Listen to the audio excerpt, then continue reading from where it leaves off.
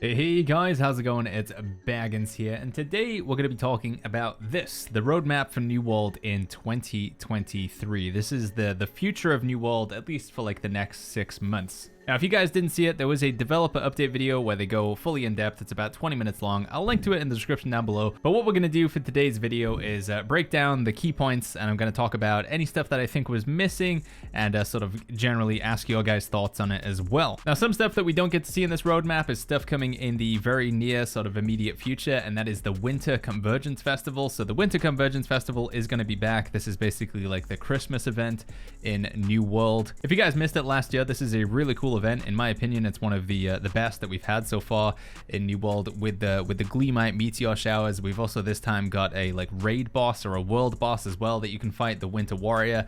There's presents that you can find. You can trade them in for limited time skins and also the crafting patterns and stuff.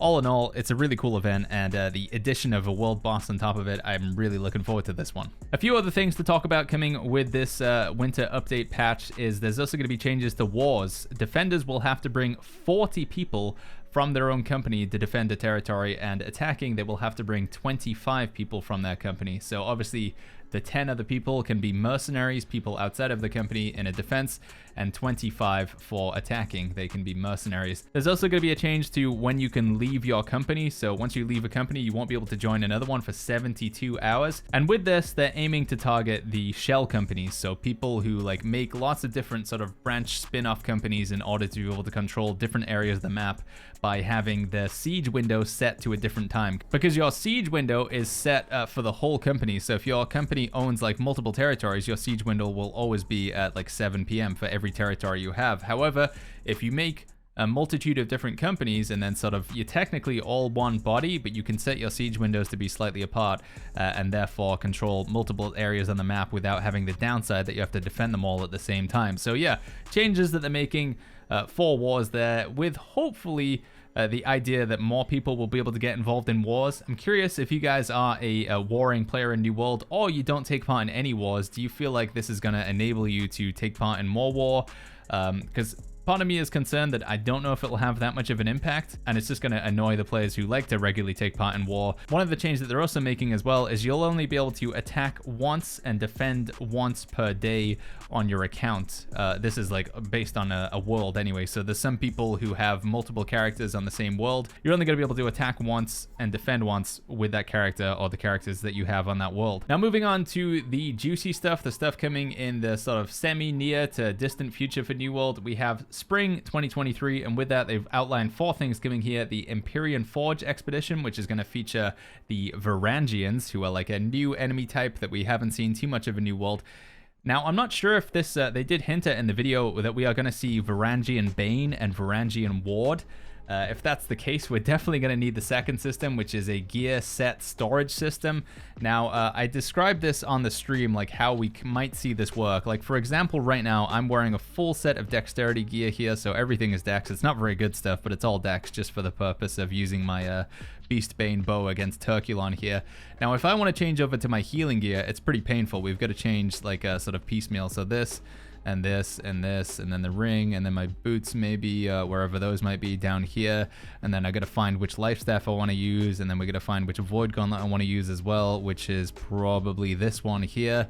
And there you go. We've managed to make the swap over, and you know, I'm not actually carrying that much gear in my bag relative to how much I would normally carry, but still, it took about, what was that, like 20 seconds to change all of that gear over there. And then if I did want to switch back to dexterity, I'd have to do it all over again. You know, we go here, and then we find the bow, and then I gotta go, you guys get the idea. It takes a while to switch them. What you, like, in theory, would be able to do with the gear inventory management system is just type something sort of up here. So click a button to save loadout, save as healer, and then all the items that you currently have on you are saved as the healer template, and then you can click the button and it'll just put all those items onto your character, provided you have them in your inventory and you're not in combat. Now obviously we don't know if it's going to work exactly like that, but holy flip, this is going to make such a big difference to the game. It's going to be a massive, massive quality of life improvement. And the only thing I can say is I wish this was in the game like right now. In fact, I wish this was in the game 6 months ago, 10 months ago. I wish it was in at release, but Regardless, I'm excited that it's coming in. I wish it was sooner, but that is going to be coming into spring, and it's going to be a big deal. Some other things they touched on is the Springtide Bloom event. It sounds like it's going to be somewhat similar to the Medley Fair event, so a bit like the summer event where you pick up flowers and you spray bugs, as they described it. And there's going to be improvements to the main storyline quest as well. So one thing that we saw recently with the Fresh Start servers was an improvement from the 1 to 25 leveling experience and the main story quests that were involved with that. And it looks like they're going to be carrying that on further now from maybe like 25 to 50 or potentially all the way to 60. So that's pretty good, although I do feel like that targets a sort of set of players that aren't currently playing the game because we don't get to benefit too much from it as existing New World players. Now moving on to the summer, this is where the really exciting stuff is. The first thing is transmog. And again, some people get confused by what we mean when we say transmog. So let's say, for example, that this armor that I'm wearing here, I really like the way it looks visually. And I do kind of actually like the look of it. It's got a pretty nice cape on it.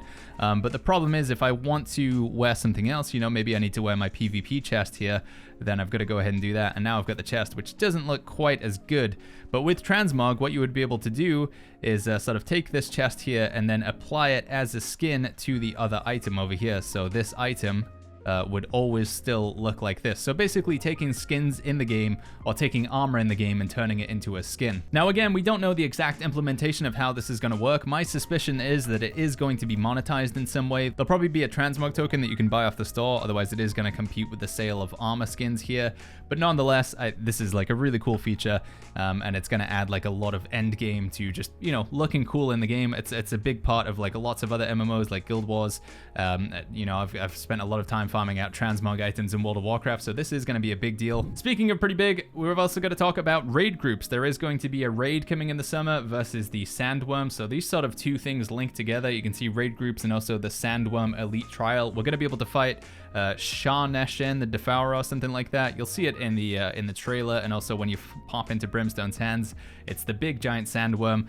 They've confirmed it is going to be 20 people that will be fighting this thing, so 4 groups of 5. So we're going to get a 20-man raid in New World, and they said it's going to be really, really hard. Like, they're going to try and make it super difficult. So difficult that the devs can't do it. So yeah, I'm excited to see how this goes. Sadly, gotta wait like 6 months into the summer to be able to check it out, but it is going to be really cool. Along with that, something for the PvP players, and it's got to be said, overall, there's not really that much for the PvP players to look forward to in the content roadmap, but we do have cross-server Outpost Rush, so you'll be able to play with people from other servers, I assume like Europe to Europe and North America East to North America East, but you'll be able to play with those in Outpost Rush. So if you're playing on a dead server, you'll still be able to find a lobby because it is going to draw from players on other servers.